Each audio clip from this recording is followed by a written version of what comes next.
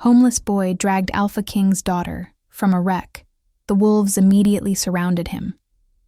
The rain hammered down on the cracked asphalt of Detroit's east side, turning the abandoned lot into a maze of puddles and shadows. Marcus Hayes crouched beneath a rusted overpass, his threadbare jacket doing little to keep out the November cold. At 17, he'd been on the streets for 3 years, ever since his mother died and the foster system spat him out. He'd learned to be invisible, to move through the city like a ghost, taking what he needed and never staying long enough to be remembered. Tonight was different. The screech of tires cut through the rain, followed by the sickening crunch of metal on metal. Marcus's head snapped up just in time to see a black SUV flip over the guardrail on the overpass above, tumbling through the air before slamming into the ground 50 feet away. The impact shook the earth beneath his feet, and for a moment, everything went silent except for the hissing of the engine and the steady drum of rain. Marcus should have run. Every instinct screamed at him to disappear into the night, to avoid whatever trouble came with that wreck. But then he heard it. A weak cough, barely audible over the storm. Someone was alive in there. Before you continue, if you're enjoying this story, please hit that subscribe button and leave a comment letting me know where you're watching from. Now, let's get back to Marcus. He sprinted across the lot, his worn sneakers splashing through puddles. The SUV lay on its side, smoke pouring from the crumpled hood. Through the spider-webbed windshield, Marcus could make out a figure slumped in the driver's seat and another in the back. The smell of gasoline was overwhelming. "Hey!" Marcus shouted, yanking on the back door. It wouldn't budge. He tried the front, but it was jammed shut. Panic rising, he grabbed a chunk of concrete from the ground and smashed it against the back window. The glass shattered on the third hit, and he reached inside, fumbling for the door handle. The back door swung open, and Marcus pulled himself halfway into the vehicle. A girl, maybe his age, lay crumpled against the far door, blood trickling from a cut on her forehead. She was dressed in clothes that probably cost more than Marcus had seen in his entire life. A designer jacket, leather boots, jewelry that caught the dim light even in the wreckage. "Can you hear me?" Marcus asked, reaching for her. She groaned, her eyes fluttering open. They were an unusual amber color, almost glowing in the darkness. "My father," she whispered, her voice hoarse. "Help my father." Marcus glanced at the driver's seat. The man there wasn't moving, and from the angle of his neck, Marcus knew he was beyond help. But he couldn't tell her that. Not now. "We need to get you out first," Marcus said. "Can you move?" She nodded weakly, and Marcus grabbed her under the arms, pulling her toward the broken window. She cried out in pain, but he didn't stop. The smell of gasoline was getting stronger, and he could see flames beginning to lick at the hood. He dragged her through the window and onto the wet pavement, then pulled her away from the vehicle. They'd barely made it 20 feet when the SUV exploded, the force of the blast throwing them both to the ground. Marcus covered the girl's body with his own as debris rained down around them, the heat of the flames washing over them in waves. When the roar of the explosion faded, Marcus lifted his head. The girl was conscious, staring up at him with those strange amber eyes. Tears mixed with the rain on her face. "My father," she said again, her voice breaking. "I'm sorry," Marcus said quietly. "There was nothing I could do." She closed her eyes, a sob escaping her lips. Marcus sat back, suddenly aware of how exposed they were. The explosion would draw attention. Police, firefighters, maybe worse. He needed to leave, to get back to the shadows before anyone saw him. But before he could move, he heard them. Growls, low and menacing, coming from the darkness beyond the firelight. Marcus's blood ran cold as shapes emerged from the shadows. Wolves. At least a dozen of them, their eyes reflecting the flames. They were massive, far larger than any wolf had a right to be, and they moved with an intelligence that made Marcus's skin crawl. The girl gasped, trying to sit up. "No," she whispered. "Not now." The wolves formed a circle around them, their growls growing louder. Marcus grabbed a piece of metal from the wreckage, holding it out like a weapon. It was useless, he knew, but he wasn't going down without a fight. "Stay behind me," he said to the girl. She shook her head, struggling to her feet despite her injuries. "You don't understand. They're not here for me. They're here for you." Marcus stared at her. "What?" Before she could answer, the largest wolf stepped forward. It was jet black, with scars crisscrossing its muzzle, and it fixed its gaze on Marcus with an intensity that made him want to run. But he held his ground, raising the metal higher. The wolf's lips pulled back, revealing teeth that could tear him apart in seconds. But it didn't attack. Instead, it lowered its head, almost as if it were bowing. The other wolves followed suit, dropping to their bellies and pressing their muzzles to the ground. Marcus looked at the girl, confusion written all over his face. What the hell is going on? The girl wiped the blood from her forehead, her expression a mixture of pain and something else. Respect, maybe, or fear. "You saved my life," she said, "and in doing so, you've invoked the old law. These wolves belong to my father's pack. They witnessed your act of courage. Now they owe you a debt." Marcus shook his head. "I don't understand any of this. Wolves don't bow. And what do you mean, pack?" The girl took a shaky breath. "My name is Elena Blackwood. My father was Richard Blackwood, the Alpha King of the Eastern Territories. And whether you know it or not, Marcus, you just became part of a world you never knew existed." The sound of sirens cut through the night, growing closer. The wolves lifted their heads, their ears swiveling toward the sound. The black wolf looked at Elena, then at Marcus, before letting out a low bark. As one, the pack turned and melted back into the shadows, disappearing as quickly as they'd come. Elena swayed on her feet, and Marcus caught her before she fell. "We need to go," she said, "before the authorities arrive. There are things you need to know, and people who will want you dead for what you've just done." Marcus wanted to argue, to tell her she was crazy, but the look in her eyes stopped him.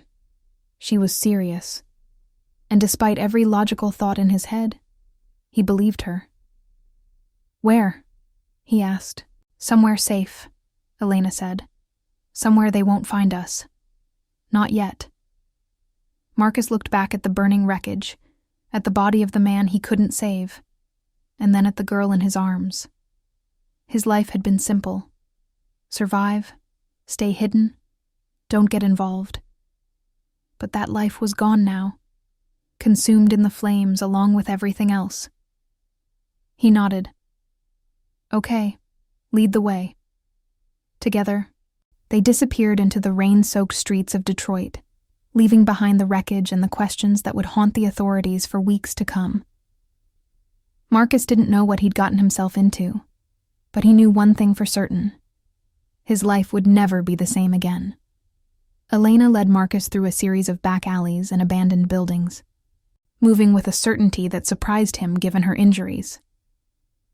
She kept one hand pressed to her ribs, and her breathing was labored, but she didn't slow down. Marcus stayed close, his eyes scanning the shadows for any sign of danger, human or otherwise. "How much farther?" he asked after they'd been walking for nearly 20 minutes. "Not far," Elena replied. "There's a safe house on the north side. It's one of my father's—" She stopped, her voice catching. "It was one of my father's properties. No one outside the inner circle knows about it." Marcus wanted to ask more questions. About the wolves, about this Alpha King business, about what the hell he'd just gotten himself into. But he could see the pain in Elena's eyes every time she mentioned her father. So he kept quiet and followed. They reached the safe house just as the rain began to let up. It was a nondescript brick building wedged between a laundromat and a boarded-up convenience store, the kind of place you'd walk past 100 times without noticing, Elena pulled a key from inside her jacket and unlocked the heavy steel door, ushering Marcus inside. The interior was nothing like the exterior suggested. The main room was spacious and well-furnished, with leather couches, a modern kitchen, and floor-to-ceiling windows that had been covered with heavy blackout curtains. A fire burned in the fireplace, as if someone had been expecting them. "How?" Marcus started, but Elena held up a hand. "The house is warded," she said. "It knows when family approaches and prepares accordingly. It's complicated." Marcus decided not to press the issue. He'd seen enough impossible things tonight to last a lifetime. Elena collapsed onto one of the couches, finally allowing herself to show the full extent of her pain. Marcus knelt beside her, examining the cut on her forehead and the way she was holding her ribs. "You need a doctor," he said. "No doctors," Elena replied firmly. "They'd ask too many questions. I'll heal on my own. We're different. Faster healing is one of the benefits." "Different how?" Marcus asked, though he suspected he already knew the answer. Elena met his eyes. "You saw the wolves. You saw them bow to you. What do you think we are, Marcus? I think you're going to tell me something I won't believe." A small smile tugged at Elena's lips despite the pain. "My father was a werewolf, the alpha king of one of the most powerful packs in North America. And I'm his daughter, which made me a princess of sorts, though I never cared much for the title." Marcus sat back on his heels. A week ago, he would have laughed in her face, but he'd seen those wolves, seen the way they'd bowed. And there was something about Elena, something in the way she moved and spoke, that made him believe every word. "So what does that make me?" he asked. "You said they owed me a debt." Elena nodded slowly. "The old law is ancient, dating back to when our kind first walked these lands. It states that anyone who saves the life of an alpha's child without thought for their own safety is granted the protection of the pack. The wolves witnessed your courage. They saw you risk your life for mine, even though you had no idea who I was. That makes you special." "I don't feel special," Marcus said. "I feel like I'm in way over my head." "You are," Elena admitted. "But you're also the only person I can trust right now. My father's death wasn't an accident, Marcus. Someone ran us off that road deliberately. Someone who wants control of the pack and doesn't care who they have to kill to get it." Marcus felt a chill run down his spine. "Who?" "I don't know yet," Elena said, "but I will find out. And when I do, they'll pay for what they've done." There was steel in her voice, a cold fury that made Marcus believe she meant every word. He'd seen that kind of determination before, in the eyes of people who had nothing left to lose. It was dangerous. It was also magnetic. "What do you need from me?" Marcus asked. Elena looked at him, surprise flickering across her face. "You're willing to help? Even after everything I've told you?" Marcus shrugged. "You said I'm part of this now, whether I like it or not, and I've got nothing better to do. Besides, you need someone who knows how to survive on the streets. I'm guessing you don't have much experience with that." Elena laughed, then winced as the movement jarred her ribs. "No, I don't. I've spent my whole life in mansions and pack houses, surrounded by guards and servants. My father kept me sheltered, protected. He said it was for my own good, but I always felt like a prisoner." "Well, you're not sheltered anymore," Marcus said. "And if someone's trying to kill you, you're going to need to learn fast." Elena nodded. "Then teach me. Help me survive long enough to find out who killed my father and make them pay. In return, I'll make sure the pack protects you. You'll never have to sleep on the streets again, Marcus. You'll have a home, a family, everything you've been missing." It was a tempting offer. More than tempting. It was everything Marcus had dreamed about during the long, cold nights under bridges and in abandoned buildings, but he'd learned a long time ago that nothing in life came free. "What's the catch?" he asked. Elena's expression grew serious. "The catch is that once you're in for life. The pack bonds are unbreakable, and there are those who will see you as a threat, an outsider who doesn't belong. They'll test you, challenge you, maybe even try to kill you. You'll have to prove yourself worthy, over and over again." Marcus considered this. It wasn't so different from life on the streets, really. Every day was a test, a challenge to survive. At least this way, he'd have allies. And maybe, just maybe, a purpose beyond simply making it to tomorrow. "Okay," he said. "I'm in." Elena extended her hand, and Marcus took it. Her grip was surprisingly strong, and as their hands clasped, he felt something pass between them, a spark of energy, warm and electric. Elena's eyes widened slightly, and Marcus wondered if she'd felt it too. "Welcome to the pack, Marcus Hayes," she said softly. "Your life just got a lot more complicated." Marcus smiled. It was already pretty complicated. They sat in silence for a moment, the fire crackling in the background. Outside, the rain had stopped, and the first hints of dawn were beginning to lighten the sky. Marcus knew that when the sun rose, everything would change. He'd be hunted, tested, thrown into a world he didn't understand. But for the first time in 3 years, he didn't feel alone. Elena shifted on the couch, trying to find a comfortable position. "You should get some rest," Marcus said. "I'll keep watch." "You need rest too," Elena protested.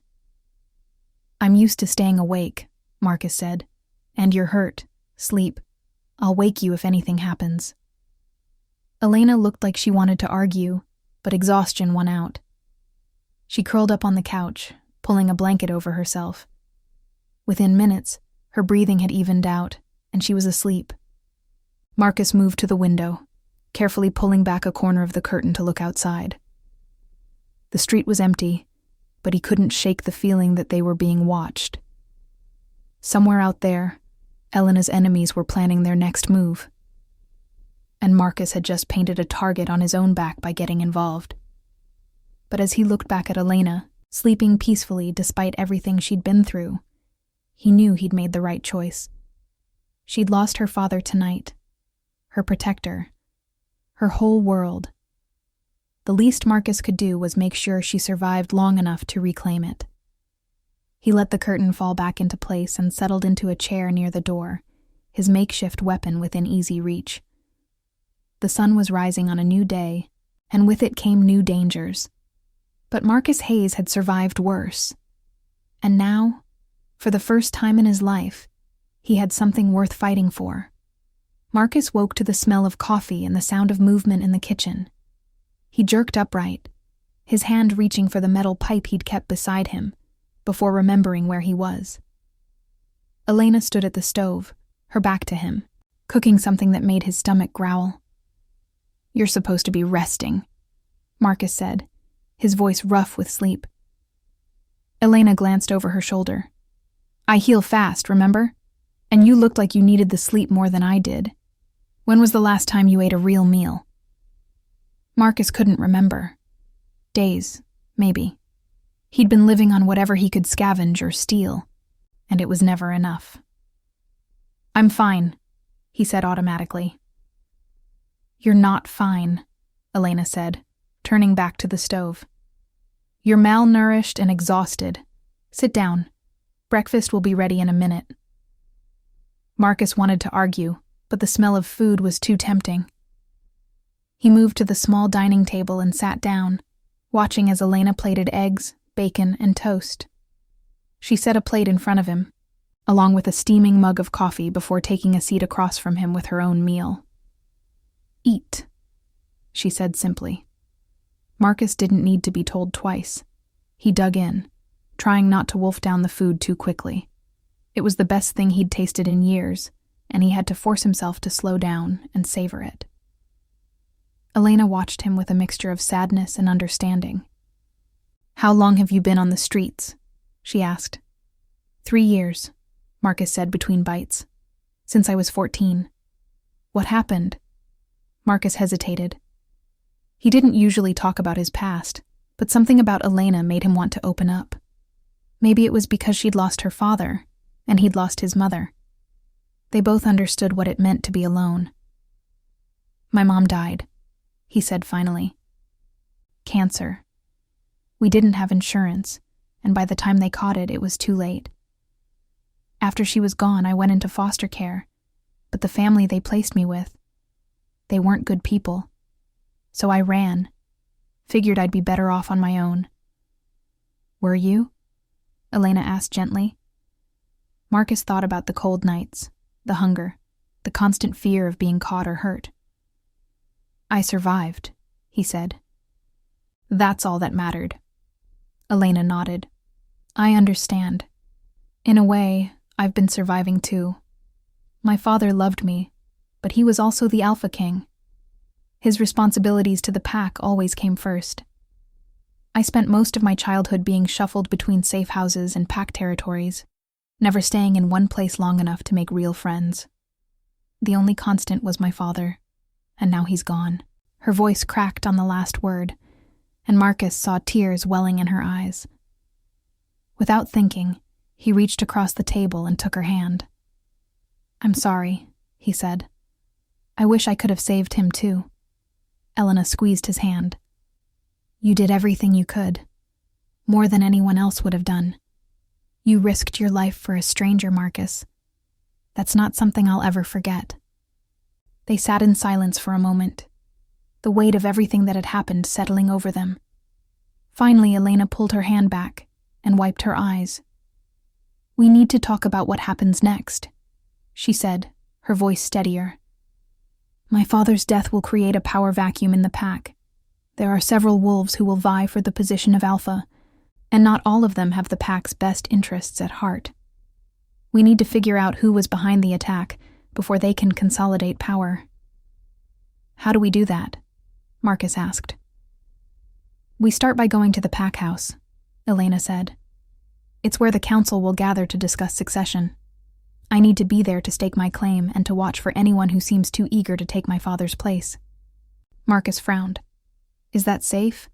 If someone tried to kill you once, they'll try again. I know, Elena said, but I don't have a choice. If I don't show up, they'll assume I'm dead or too weak to lead. Either way, I'll lose any chance of finding out the truth, and you'll be coming with me. Me? Marcus said. I don't know anything about werewolf politics. You don't need to, Elena said. You just need to be there as my protector. The pack saw the wolves bow to you. That gives you status, whether you realize it or not. If you're by my side, it sends a message that I'm not alone, that I have allies. It might make whoever's behind this think twice before making another move. Marcus wasn't sure about that, but he could see the determination in Elena's eyes. She'd made up her mind, and he doubted anything he said would change it. When do we leave? He asked. Tonight, Elena said. The council meeting is at midnight. We'll need to prepare. I'll teach you the basics of pack hierarchy and protocol so you don't accidentally offend anyone.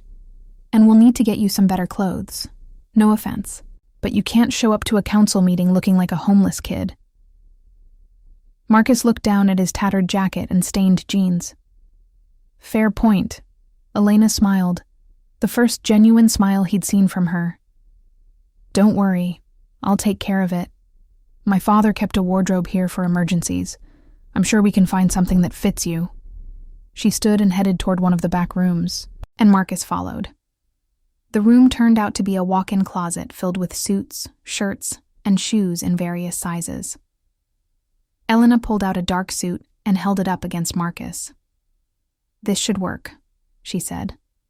Try it on. Marcus took the suit and changed in the bathroom, feeling awkward in the expensive fabric. When he emerged, Elena's eyes widened. You clean up well, she said. You look different. Marcus caught a glimpse of himself in a mirror and barely recognized the person staring back. The suit fit perfectly, transforming him from a street kid into someone who looked like he belonged in Elena's world. I feel ridiculous, he admitted. You look strong, Elena corrected. Confident, like someone who could stand beside an alpha's daughter and not flinch. That's what we need tonight. Marcus nodded, trying to ignore the nervous flutter in his stomach. He'd faced down plenty of dangers on the streets. But this was different. This was a world with rules he didn't understand, filled with people, or wolves, who could tear him apart if he made the wrong move. But he'd promised to help Elena, and he wasn't going to back out now. Okay, he said. Teach me what I need to know. For the rest of the day, Elena drilled him on pack hierarchy, customs, and the key players he'd need to watch out for. There was Marcus Steele, her father's beta and closest advisor, who would likely be the most powerful voice on the council. There was Victoria Cross, a ruthless alpha from a rival pack who'd been angling for an alliance with Elena's father for years. And there was Damien Frost, a young wolf who'd been challenging her father's authority for months before his death. Any one of them could be behind the attack, Elena said. Or it could be someone else entirely. We need to watch everyone and trust no one. Except each other, Marcus said. Elena met his eyes. Except each other. As the sun began to set, they prepared to leave.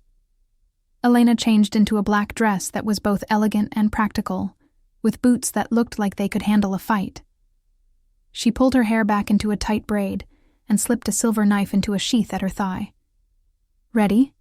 She asked. Marcus took a deep breath. As I'll ever be. They left the safe house and made their way through the city, sticking to the shadows. The pack house was located on the outskirts of Detroit, in a sprawling estate surrounded by woods. As they approached, Marcus could see lights blazing in the windows and cars filling the driveway. There are a lot of people here, he said. The whole pack will be in attendance, Elena said. This is the most important gathering we've had in decades. Everyone wants to see who will claim my father's throne. They walked up the long driveway, and Marcus felt dozens of eyes on them as they approached the main entrance. Wolves in human form stood guard at the door, their expressions neutral, but their eyes sharp and assessing. One of them, a massive man with a scarred face, stepped forward. Elena Blackwood, he said, his voice a low rumble. We weren't sure you'd make it. I'm here, Thomas, Elena said coolly, and I'm not going anywhere. Thomas's eyes shifted to Marcus, and his expression hardened. Who's this? This is Marcus Hayes, Elena said. He saved my life last night. The pack witnessed his courage and granted him protection under the old law. He's with me. Thomas studied Marcus for a long moment, and Marcus forced himself to meet the man's gaze without flinching. Finally, Thomas nodded. The council is waiting, he said, stepping aside. Elena and Marcus entered the pack house, and Marcus felt his breath catch. The interior was even more impressive than the safe house, with high ceilings, ornate chandeliers, and walls lined with portraits of previous alphas. Wolves filled the main hall, all of them dressed in formal attire, all of them watching as Elena and Marcus made their way through the crowd. Marcus could feel the weight of their stares, the mix of curiosity, suspicion, and hostility. He kept his head high and his expression neutral, just as Elena had taught him.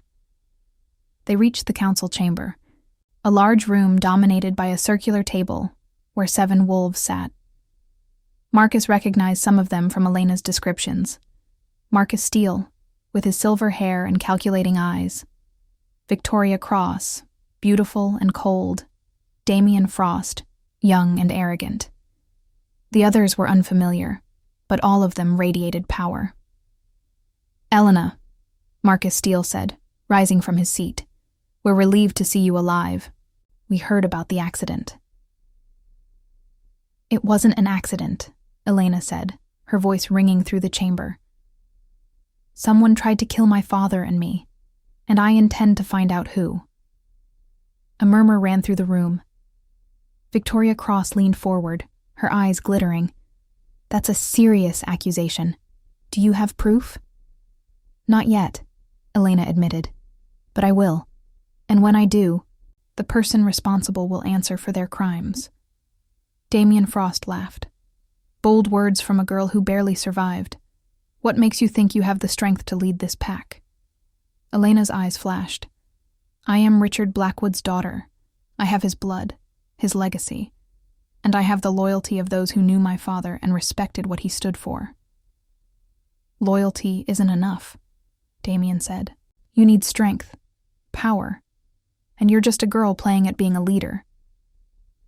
Marcus felt anger surge through him, but before he could speak, Elena placed a hand on his arm. I may be young, she said, her voice deadly calm. But I'm not alone. And I'm not afraid of you, Damien. If you want to challenge me, do it properly. Issue a formal challenge, and we'll settle this the old way. Damien's smile faded. A formal challenge meant a fight to the death, and while he was confident, he wasn't stupid. Elena might be young, but she was also an alpha's daughter, and she'd been trained by the best. There's no need for that, Marcus Steele interjected smoothly. We're all here to honor Richard's memory and to ensure a smooth transition of power. Elena, you have every right to be here and to have your voice heard, but the council must also consider what's best for the pack as a whole. And what do you think is best, Marcus? Elena asked. Marcus Steele's expression was unreadable. I think we need time to investigate your father's death and to determine who is truly fit to lead. In the meantime, I propose that the council govern jointly until a new alpha is chosen. Elena's jaw tightened. You mean until you can maneuver yourself into position? I mean until we can ensure the pack's safety, Marcus Steele said. Your father's death has left us vulnerable. We need stability, not rash decisions driven by grief and anger. Elena looked like she wanted to argue, but Marcus could see the exhaustion in her eyes. She'd been through hell in the past 24 hours, and she was running on fumes. He stepped forward, drawing the council's attention. Elena has made her position clear, Marcus said. She's here, she's strong, and she's not backing down. But she's also smart enough to know that rushing into leadership without support would be a mistake. So here's what's going to happen. The council will investigate Richard Blackwood's death, and Elena will work with you to find the truth. And when the killer is found, Elena will take her rightful place as Alpha. Anyone who has a problem with that can take it up with me. The room went silent. Marcus could feel the weight of every wolf's gaze on him, and he knew he'd just made himself a target. But he also saw the flicker of respect in some of their eyes, and the way Elena's hand tightened on his arm in silent gratitude. Marcus Steele studied Marcus for a long moment, then nodded slowly. Very well. We'll proceed as you suggest. But know this, Marcus Hayes. You've just inserted yourself into a very dangerous game. I hope you're prepared for the consequences. I am, Marcus said, though he wasn't sure he believed it. The council meeting continued for another hour, with various wolves weighing in on the investigation and the pack's future. Marcus stayed by Elena's side, silent but watchful, noting who seemed genuine in their grief and who seemed more interested in political maneuvering. When the meeting finally ended, Elena and Marcus made their way back through the crowd. As they reached the exit, a young woman stepped into their path. She was petite, with dark hair and bright green eyes, and she looked at Marcus with open curiosity. So you're the homeless boy who saved Elena's life, she said. I'm Lily, by the way, Elena's cousin. Marcus, he said, shaking her offered hand. Lily grinned. I know, everyone knows. You're the talk of the pack. A human who invoked the old law. It's practically legendary. I'm not a hero, Marcus said uncomfortably. I just did what anyone would do. No, Lily said, her expression turning serious. You did what most people wouldn't. You risked your life for a stranger. That takes courage, and it's exactly what this pack needs right now. Elena smiled at her cousin. It's good to see you, Lily. I wasn't sure who I could trust. You can always trust me, Lily said, pulling Elena into a hug. "I'm so sorry about Uncle Richard. He was a great man." Elena's eyes glistened with tears, but she blinked them back. "Thank you. That means a lot." Lily pulled back and looked between Elena and Marcus. "You two need to be careful. There are wolves here who don't want Elena to succeed, and they won't hesitate to use you to get to her, Marcus. Watch your back." "I will," Marcus promised. They said their goodbyes and left the pack house, making their way back through the woods. The night was quiet, the only sound the crunch of leaves beneath their feet. Marcus was lost in thought, replaying the events of the council meeting, when Elena suddenly stopped. "Do you hear that?" she whispered. Marcus listened. At first, he heard nothing, but then he caught it. The faint sound of footsteps, moving parallel to them through the trees. Someone was following them. "Run!" Elena said, grabbing his hand. They sprinted through the woods, branches whipping at their faces. Behind them, the footsteps grew louder, joined by the sound of growls. Marcus risked a glance back and saw shapes moving through the darkness. Wolves, at least 3 of them, and they were gaining fast. "We're not going to make it," Marcus gasped. "Yes, we are," Elena said fiercely. She pulled him off the path and into a dense thicket, pressing them both against a fallen log. "Stay quiet." The wolves burst into the clearing moments later, their heads swiveling as they searched for their prey. Marcus held his breath, his heart pounding so hard he was sure they could hear it. One of the wolves moved closer, its nose twitching as it scented the air. And then, from the darkness, came a howl, deep and commanding. The 3 wolves froze, their ears flattening against their heads. Another howl answered the first, and then another, until the forest was filled with the sound. The black wolf from the night before emerged from the trees, flanked by a dozen others. It fixed its gaze on the 3 wolves who'd been chasing Marcus and Elena, and the message was clear. Back off.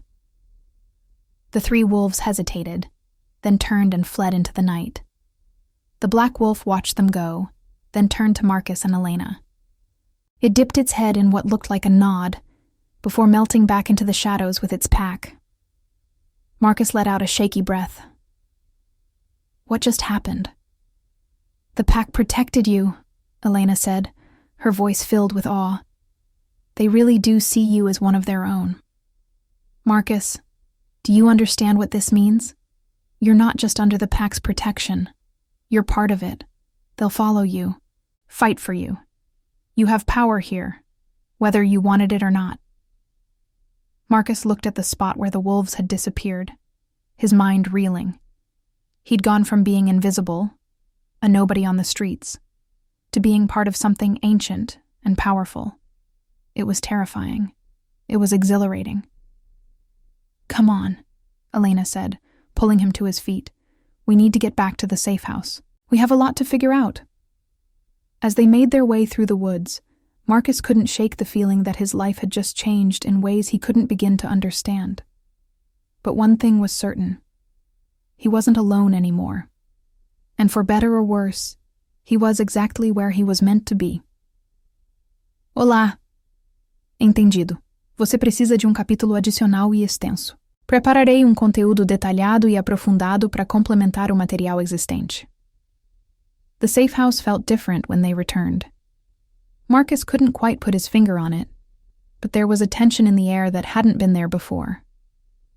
Elena locked the door behind them and immediately went to the windows, checking each one carefully before closing the curtains. "You think they'll come here?" Marcus asked, shrugging off the suit jacket. His shirt was torn from their run through the woods, and he had scratches on his arms from the branches. "I don't know," Elena admitted. "But after tonight we can't assume anywhere is truly safe. Someone sent those wolves after us, and they knew exactly where we'd be." She turned to face him, her expression troubled. "There's a traitor in the pack, Marcus. Someone close enough to my father to know about this safe house, about our movements. Someone who was at that council meeting." Marcus moved to the kitchen and poured them both glasses of water. His hands were steadier than he expected, considering they'd just been hunted through the woods by werewolves. Maybe he was getting used to this insanity. What about your cousin? Lily seemed genuinely concerned about you. Lily's one of the few people I trust completely, Elena said, taking the glass he offered. We grew up together. She's more like a sister than a cousin, but beyond her. She trailed off, taking a long drink. Marcus Steele was my father's beta for 20 years. I can't imagine him betraying us. But he's also ambitious. Victoria Cross has been trying to merge our packs for years. My father always refused because he didn't trust her motives, and Damien Frost has made no secret of the fact that he thinks my father was too old-fashioned, too soft. What about the others on the council? Marcus asked, sitting down across from her. Elena set her glass down and began ticking off names on her fingers. Gregory Stone. He's been with the pack for 40 years. Completely loyal, but also very traditional. He might not support me simply because I'm young and female. Catherine Rivers. She's brilliant, strategic, but she keeps her cards close to her chest. I've never been able to read her.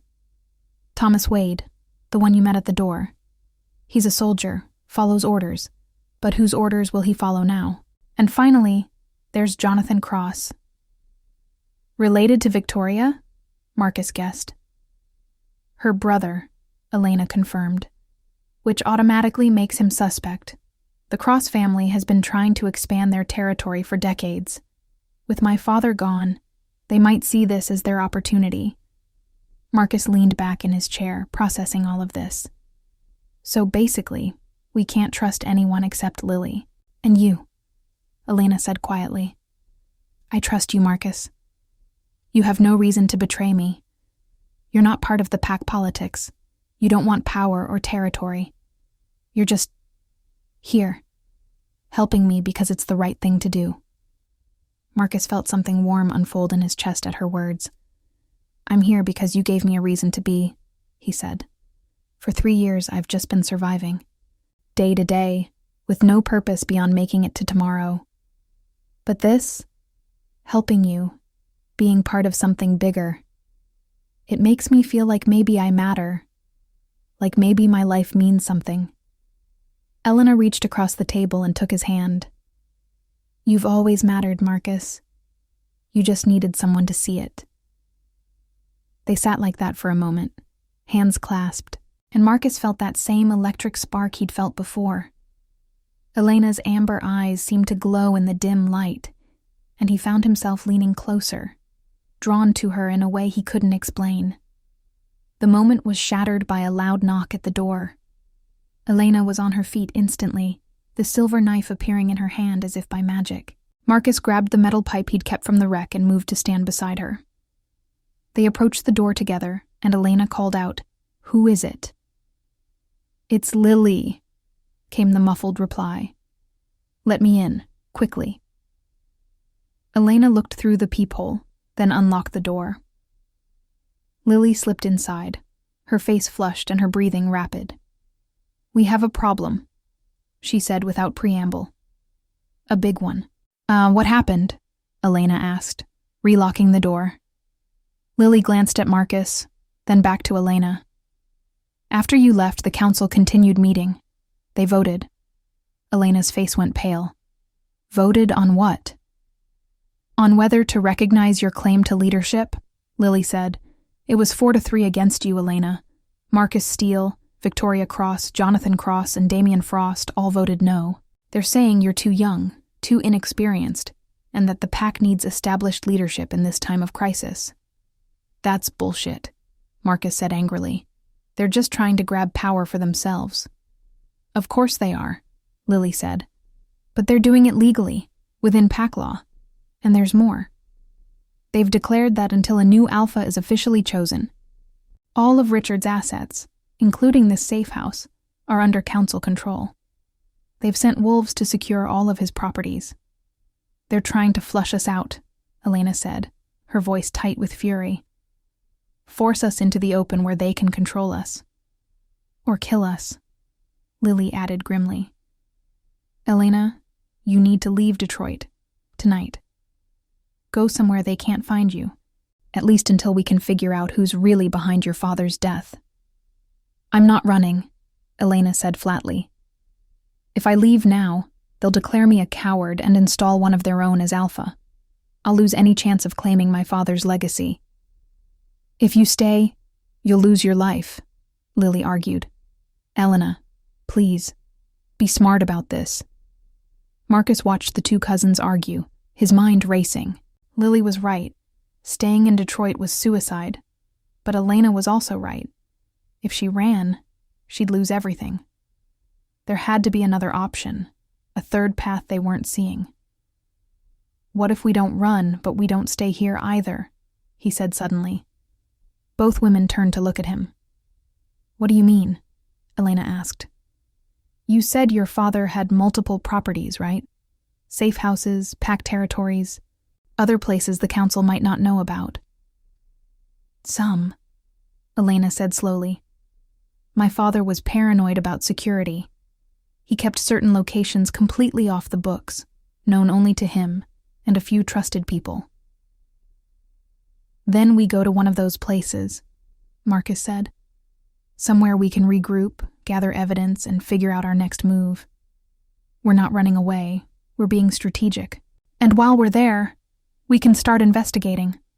Talk to people who knew your father, who might have seen or heard something suspicious before the attack. Lily nodded slowly. That could work. It buys you time without making you look weak. Elena bit her lip, considering. There's a cabin, she said finally, about 3 hours north of here, deep in the woods. My father used it as a personal retreat. Only a handful of people know it exists, and most of them are dead now. Then that's where we go, Marcus said. Tonight, before the council's wolves get here. I'm coming with you, Lily announced. No, Elena said immediately. Lily, you need to stay here.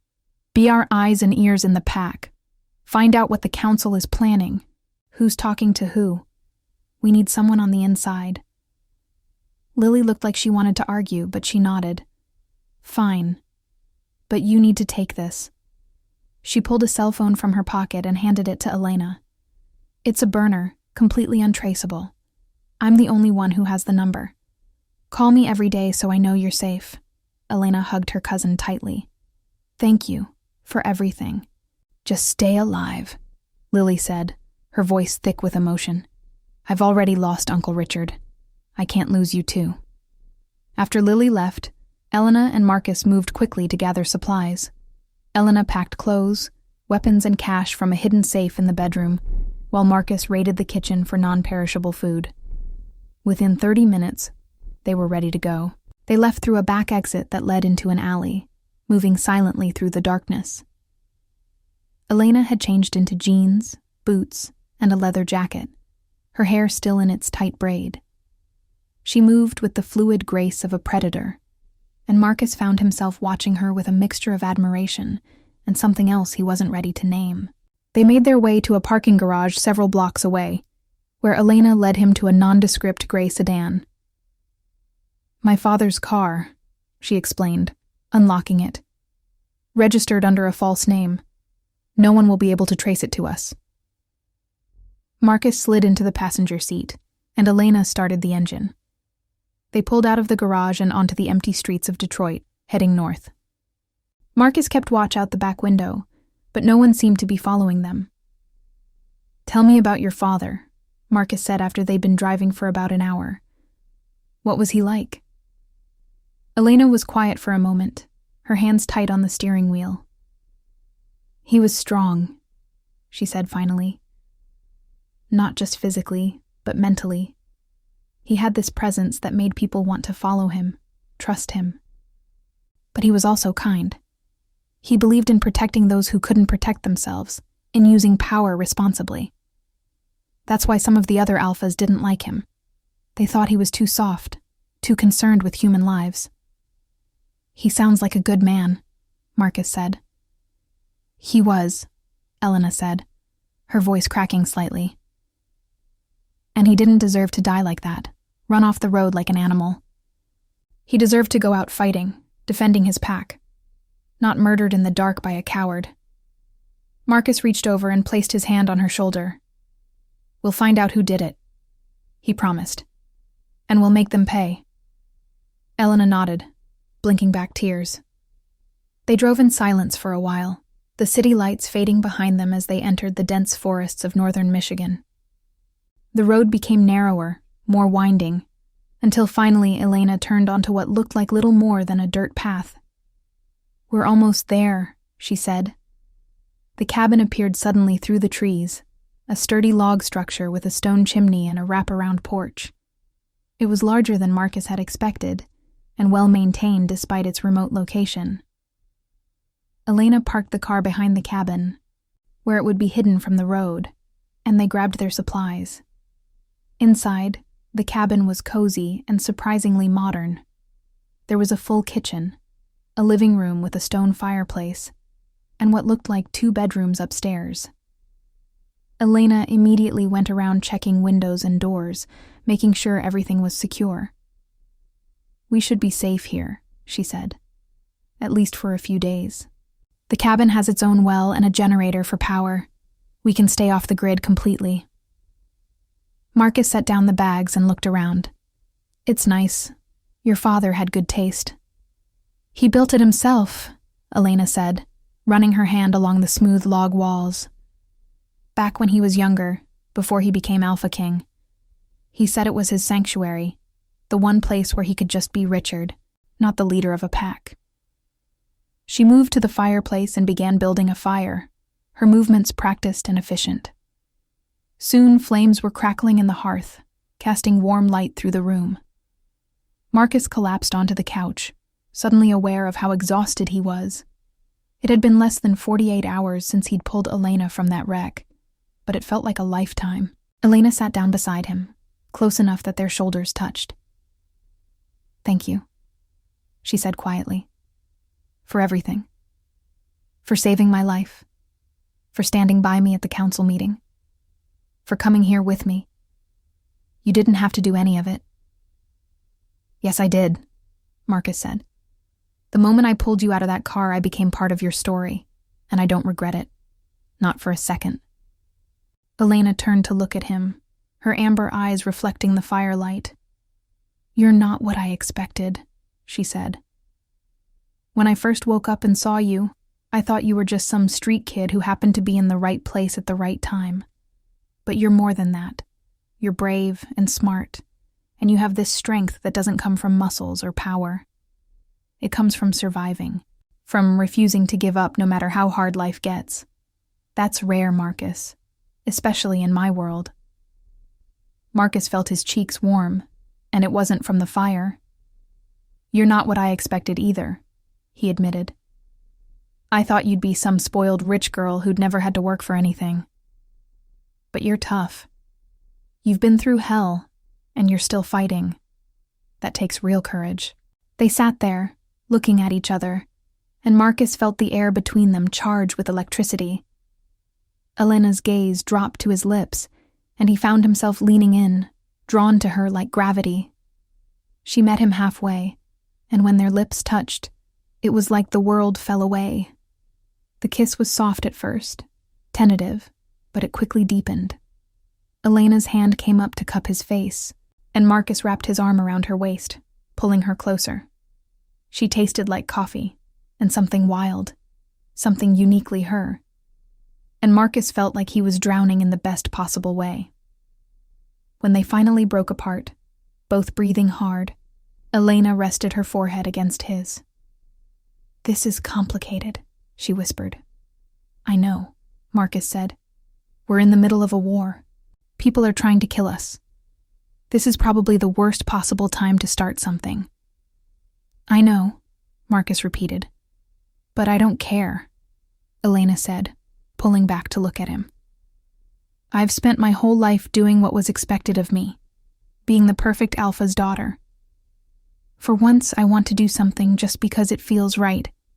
And this, you, feel right." Marcus smiled. "Then let's not overthink it. Let's just See where this goes." Elena smiled back, and it transformed her face, making her look younger, lighter. "Okay, but Marcus?" "Yeah?" "If you hurt me, the wolves will eat you." Marcus laughed. "Fair enough." They spent the rest of the evening talking, learning about each other beyond the crisis that had brought them together. Marcus told her about his mother, about the good years before the cancer, about the dreams he'd had before life on the streets had forced him to focus only on survival. Elena told him about growing up in the pack, about the pressure of being the Alpha King's daughter, about the loneliness of never quite fitting in anywhere. As the fire burned low, they moved upstairs. Elena showed Marcus to one of the bedrooms, but at the doorway she hesitated. "I don't want to be alone tonight," she said quietly. Could you stay with me? Just to sleep. I just need to know someone's there." "Of course," Marcus said. They lay down on the bed together, Elena curled against Marcus's chest, his arm around her shoulders. It was innocent, comforting, and Marcus felt a peace he hadn't experienced in years. Elena's breathing gradually evened out as she fell asleep, and Marcus lay there in the darkness, listening to the sounds of the forest outside and marveling at how much his life had changed. He'd gone from having nothing and no one to having someone who trusted him, who saw value in him, who maybe even cared about him. It was terrifying and wonderful all at once. As he drifted off to sleep, Marcus made a silent promise to himself and to Elena. He would protect her, help her reclaim what was rightfully hers, and find out who had killed her father. No matter what it cost him. Because for the first time in 3 years, Marcus Hayes had something worth fighting for, and he wasn't going to let anyone take it away.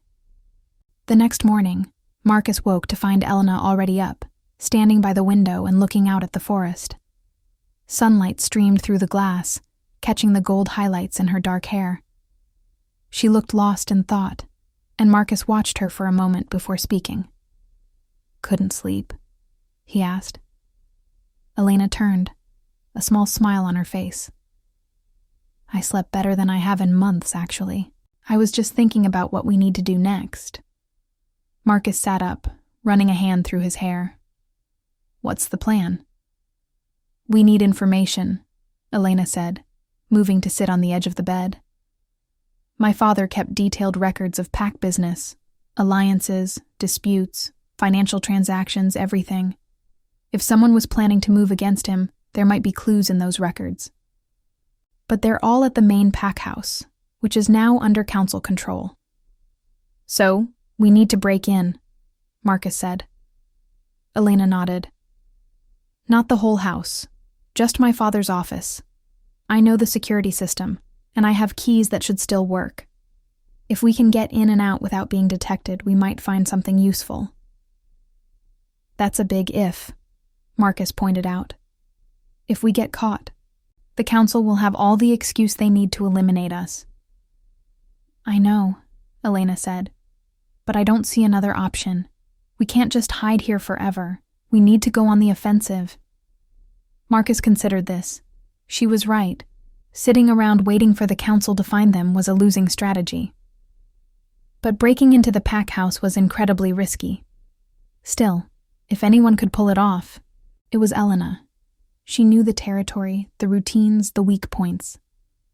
"Okay," he said. "When do we go?" "Tonight," Elena said. "The council meets every evening at 8. That's when most of the pack leadership will be occupied. We'll have a window of maybe an hour to get in, find what we need, and get out." "What about guards?" "There will be some, but fewer than usual with the council in session. And I know the patrol patterns. We can avoid them if we're careful." Marcus nodded. "Then let's do it. But Elena, if something goes wrong, if we get separated, you run. Don't wait for me. Don't try to be a hero. Just get out and get safe." Elena's jaw set stubbornly. "I'm not leaving you behind." "Yes, you are," Marcus said firmly, "because you're more important than I am." You're the key to stopping whoever's behind this. You're not just anything, Elena interrupted. You're important to me, Marcus, and I'm not losing anyone else I care about. So we go in together, and we come out together. Deal? Marcus wanted to argue, but he could see the determination in her eyes. Deal, he said finally. They spent the day preparing. Elena drew detailed maps of the pack house, marking guard positions, security cameras, and the quickest routes to her father's office. Marcus studied them until he had them memorized, knowing that in a crisis, hesitation could be fatal. As evening approached, they changed into dark clothes and gathered the tools they'd need: lockpicks, a flashlight, Elena's silver knife. The drive back to Detroit was tense, both of them running through the plan over and over, looking for flaws. They parked several blocks from the pack house and approached on foot, sticking to the shadows. The estate was lit up, just as it had been the night before. But the energy was different. There was a sense of watchfulness, of predators waiting for prey. The council meeting should have started 10 minutes ago, Elena whispered as they crouched behind a hedge at the edge of the property. That gives us about 50 minutes. Ready? Marcus nodded, his heart pounding. They moved quickly across the lawn, using trees and landscaping for cover. Elena led them to a side entrance, a door that was used primarily by staff. She pulled out a key and slid it into the lock, and Marcus held his breath as she turned it. The lock clicked open. They slipped inside, finding themselves in a narrow hallway that smelled of cleaning supplies. Elena moved confidently through the corridors, and Marcus followed close behind, his senses on high alert. They passed a few pack members, but Elena nodded to them casually, and no one questioned their presence. Her father's office was on the second floor, at the end of a long hallway lined with portraits of previous alphas. Elena unlocked the door, and they stepped inside, closing it softly behind them. The office was exactly what Marcus would have expected. Large, well-appointed, with floor-to-ceiling bookshelves and a massive oak desk. Elena went straight to the desk and began pulling open drawers, searching through files. "What am I looking for?" Marcus asked, moving to help. "Anything unusual?" Elena said. "Financial records that don't add up, correspondence with other packs, notes about disputes or threats. My father was meticulous. If something worried him, he wrote it down." They worked quickly, sorting through papers and files. Marcus found contracts, letters, financial statements, but nothing that immediately stood out as suspicious. Elena was going through her father's computer, her fingers flying over the keyboard. "Got something," she said suddenly. "There's an encrypted folder here labeled Concerns. Let me see if I can." She typed rapidly, and after a moment, the folder opened. "Okay, these are notes my father made over the past 6 months. Let's see. Disputes with the Cross Pack over territory, concerns about Damien Frost's growing influence with younger pack members, questions about some financial discrepancies in the pack's accounts." "Financial discrepancies?" Marcus asked, moving to look over her shoulder.